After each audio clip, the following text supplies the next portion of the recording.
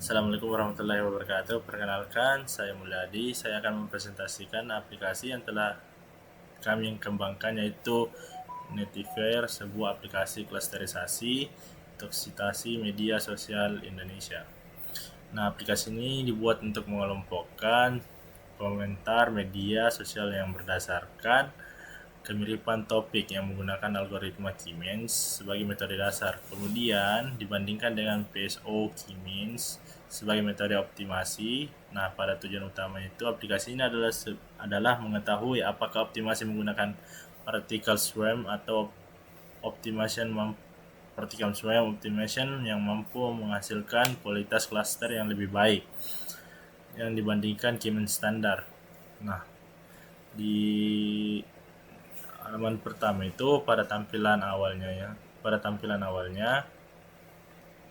aplikasi ini kita dapat melihat judul aplikasi yaitu Netiver.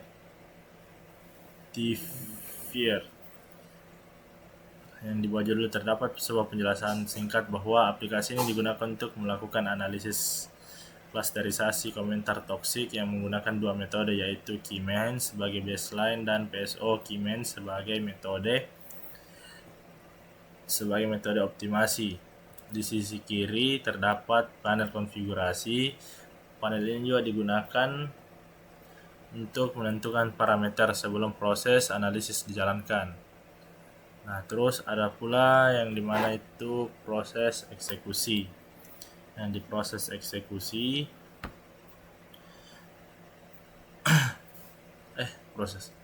Nah, sebelum proses analisis dilakukan, penggunaan juga harus mengunggah sebuah dataset format CSV, yang dimana dataset itu digunakan untuk merupakan sebuah komentar media sosial yang berbahasa Indonesia.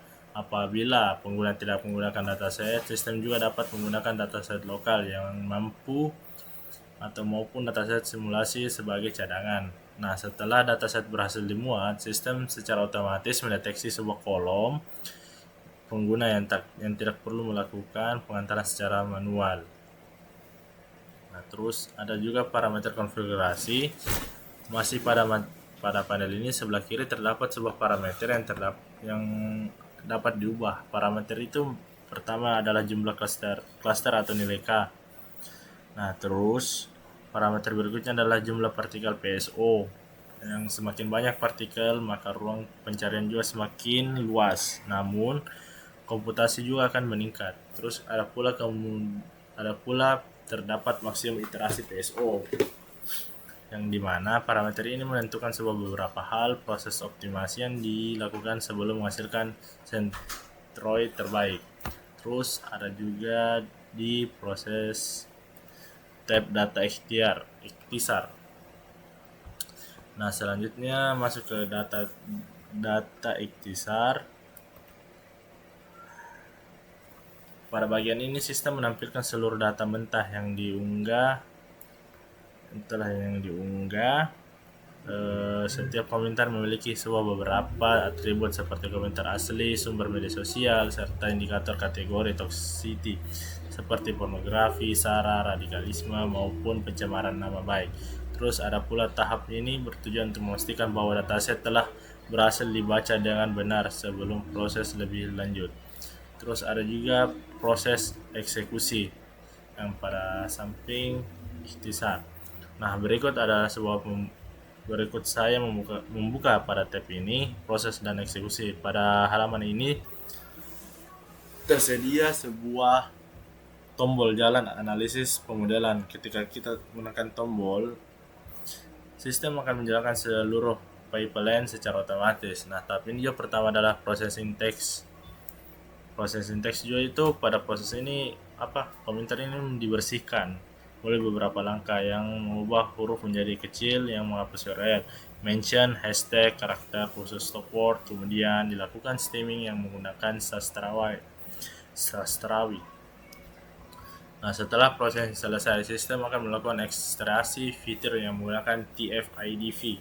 Kemudian dimensi data direduksi sebagai yang menggunakan truncat SVD agar proses komputasi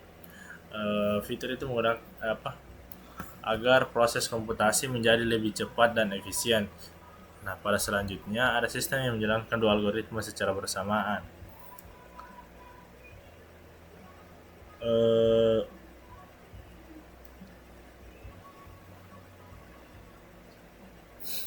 yang pertama adalah Keymeans sebagai metode dasar, dan sedangkan metode kedua adalah PSO Keymeans yang melakukan optimasi posisi centroid yang menggunakan algoritma particle swarm optimization. Nah, terus kita lanjut ke perpindahan ke output. Setelah seluruh sebuah proses telah selesai yang dijalankan, sistem kemudian menampilkan sebuah hasil evaluasi yang akan saya jelaskan pada tab berikutnya. Nah, pada tab sebelum dan sesudah optimasi ditampilkan sebuah perbandingan kedua algoritma. Di sebelah kiri adalah merupakan hasil Keymeans standar, sedangkan di sebelah kanan adalah hasil PSO Keymeans. Sistem ini juga menampilkan beberapa metrik evaluasi yang menggunakan evaluasi. Terus metrik pertama adalah SSA atau Sum of Square Errors. Semakin kecil nilai SSA-nya, maka kualitas cluster biasanya semakin baik. Terus ada metrik kedua adalah Silhouette Score. Semakin mendekati angka 1, maka klaster juga dianggap semakin kompak, akan memiliki permisahan yang semakin baik. Terus ada juga penjelasan nilai 2 menit. Terus ada juga penjelasan pada hasilnya itu adalah yang diperoleh nilai SSA dan Keymeans sebesar sekitar 193,63. Terus sedangkan PSO Keymeans sekitar 255,18. Nah, untuk Silhouette Score Keymeans memperoleh sekitar 0,102, sedangkan PSO Keymeans sekitar 0,52. Nah, pada hasil ini juga dapat disimpulkan bahwa pada dataset yang digunakan optimasi PSO belum menghasilkan peningkatan secara cluster. Kualitas cluster. Hal tersebut juga dapat terjadi karena beberapa faktor, misalnya centroid awal, Keymeans sudah cukup optimal, atau jumlah iterasi optimasi yang cukup besar.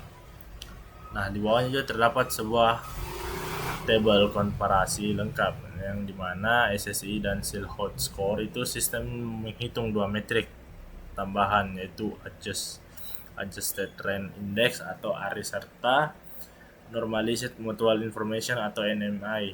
RA juga digunakan untuk mengukur sebuah kesesuaian hasil cluster terhadap label asli. Nah, sedangkan NMA digunakan untuk mengukur tingkat kesamaan informasi antara hasil cluster dengan label sebenarnya. Terus selanjutnya ada juga sistem yang menampilkan sebuah grafik bata yang mempermudah untuk membandingkan performa program atau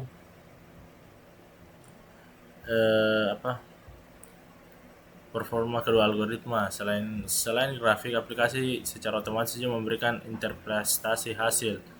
Nah, pada percobaan ini bahwa terdapat belum perubahan yang signifikan setelah proses optimasi. Interpretasi ini dibuat otomatis berdasarkan hasil evaluasi yang diperoleh. Uji teks baru selama 1 menit. Terus ada fitur terakhir adalah uji teks. Pada halaman ini menggunakan data di sini ya, uji teks prediksi. Nah, pada halaman ini juga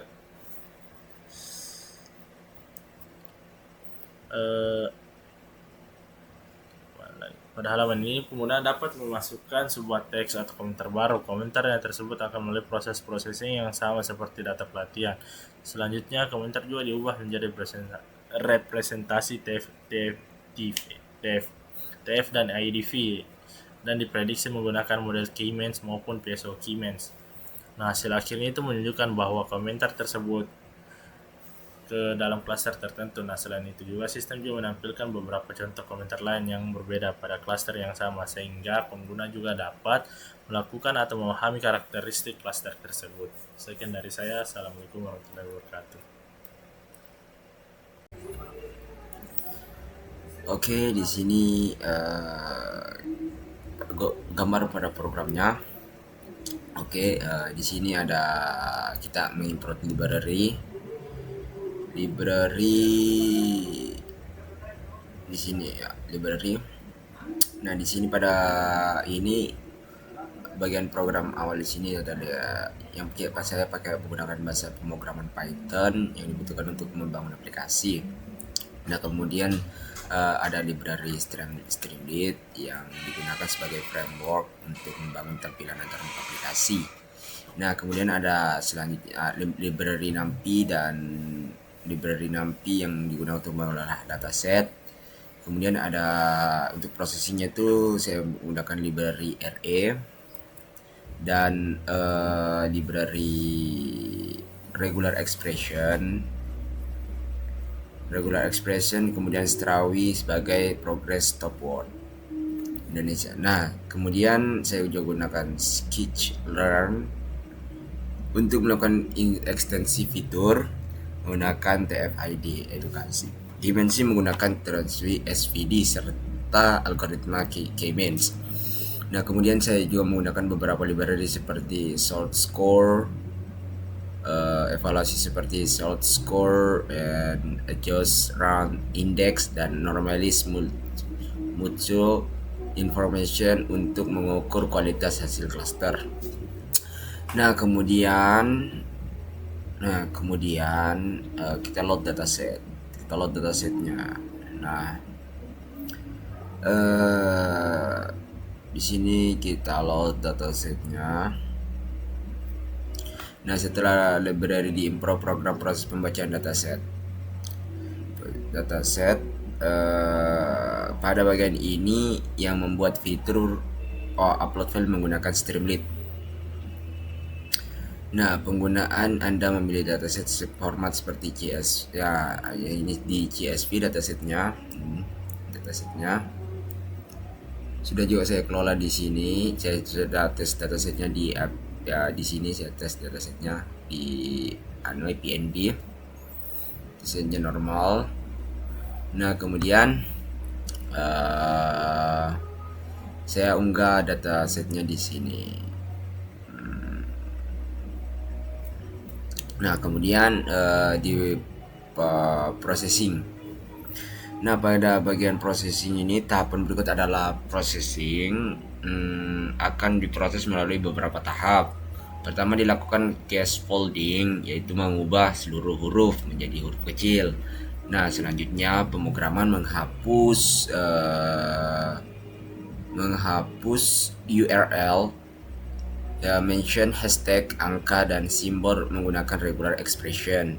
Nah, setelah itu dilakukan tokenisasi. Nah, kata yang memiliki makna penting yang dihapus menggunakan stopword bahasa Indonesia dari Strawi. Nah, selanjutnya dilakukan streaming sehingga kata berimbun berubah menjadi kata kasar. Hasil processing inilah yang nantinya digunakan pada proses ekstraksi fitur. Nah, TF-IDF ini tansi SVD. Nah, setelah teks bersih diperoleh, program mengubah seluruh kalimat menjadi data numerik. Ya, dia menghitung beberapa suatu kata terhadap sebuah dokumen. Dimensi besar maka dilakukan redukasi dimensi menggunakan recontext SVD. Nah, tujuannya agar proses klasterisasinya itu menjadi lebih cepat dan lebih efisien. Nah, selanjutnya itu di K-means. Ya, menjalankan algoritma K-means-nya. Nah, menjalankan algoritma K-means-nya itu pada proses ini penggunaan jumlah klaster melalui parameter K. Nah, algoritma ini memilih kategori awal. Nah, setelah itu setiap data dihitung jaraknya terhadap kategori. Data dimasukkan klaster terdekat. Selanjutnya kategori diperbarui menggunakan rata-rata seluruh anggota klaster. Proses tersebut dilakukan berulang sampai kategori tidak berubah lagi. Nah, kemudian itu PSO K-means. Nah, setelah model K-means-nya selesai, kita buat model PSO-nya. Nah PSO labels. Nah K-min. Nah pada program ini membuat face PSO. Kita face PSO, setiap partikel mewakili kandidat posisi kategorit. Nah setiap partikel memiliki posisi kecepatan program, kemudian menghitung nilai SE setiap partikel, kemudian ditemukan solusi yang lebih baik, maka personal base akan diperbarui. Nah setelah itu seluruh partikel mengikuti global base menggunakan persamaan partikel. Nah swarm optimization, proses ini diulang sebanyak jumlah iterasi yang ada. Nah hasil akhirnya berupa kentorit. Nah terbaik yang digunakan sebagai kentorit akhir proses klasterisasi. Nah kemudian itu evaluasi model. Nah pada evaluasi model ini adalah setelah kedua model selesai dilanjutkan, program menghitung kualitas hasil klasterisasi. Nah program menghitung 4 metrik. Pertama adalah SSE, kedua adalah Salted Score. Nah dari library yang kita ambil tadi di awal. Nah dari terakhir NMI, seluruh hasil evaluasi kemudian ditampilkan dalam bentuk kartun, informasi, tabel, dan grafik sehingga lebih mudah dibandingkan. Nah kemudian itu prediksi. Nah masuk ini di prediksi teks terbaru. Nah itu prediksi klasternya. Nah bagian terakhir program adalah fitur prediksi. Nah di sini kita memprediksi bagaimana komentar tersebut akan melalui processing yang sama. Nah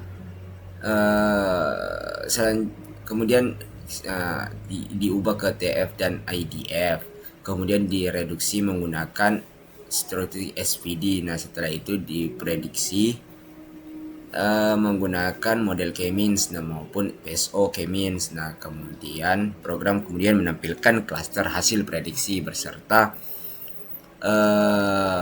komentar lainnya yang berada pada dalam klaster. Nah begitu. Nah jadi secara keseluruhan alur program mulai dari membaca dataset, melakukan processing, ekstraksi fitur menggunakan TF, IDF, reduksi dan dimensi menggunakan transcript SVD, dimensi menggunakan transcript SVD, menyalakan K-means dan algoritma K-means dan PSO K-means, mengevaluasi hasil menggunakan 4 metrik, kemudian menyediakan fitur prediksi komentar baru.